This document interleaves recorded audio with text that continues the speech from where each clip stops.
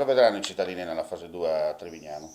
La fase 2 di fatto è iniziata, come ha annunciato il governo nazionale. In effetti è partita un po' a rallentatore perché effettivamente c'è ancora molta titubanza e molta preoccupazione da parte delle famiglie e dei cittadini.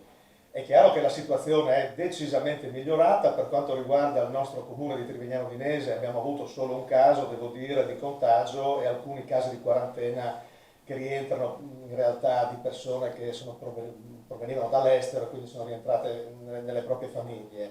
Per quanto riguarda gli aspetti economici di questa epidemia che ha colpito in maniera importante, devo dire, imprese e anche famiglie, ovviamente noi stiamo seguendo puntualmente, giornalmente, l'evoluzione anche normativa, perché parliamo di norme che ogni giorno ci vengono comunicate dallo Stato e anche dalla Regione. Abbiamo proprio l'altra sera fatto un consiglio comunale importante per destinare importanti risorse per ristorare sia le imprese, soprattutto in difficoltà, e anche le famiglie. Ecco, lei ha sottolineato una cosa giusta e chiara e trasparente. I soldi arriveranno e in qualche maniera, insomma, un contentino alla fine ci sarà.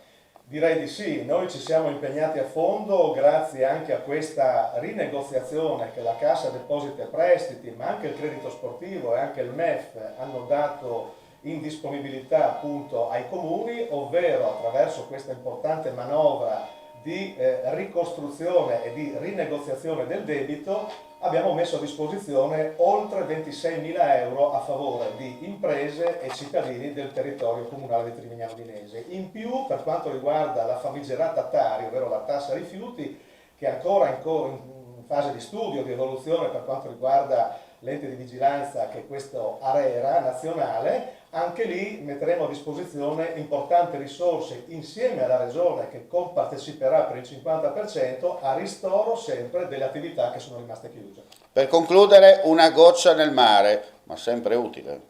Direi di sì, il vero problema credo al di là degli aiuti economici che arriveranno sicuramente da parte del nostro comune, ma immagino cosa che sta già avvenendo sia da parte della regione che anche dello Stato, l'importante è far ripartire l'economia e soprattutto le imprese che ne hanno un gran bisogno.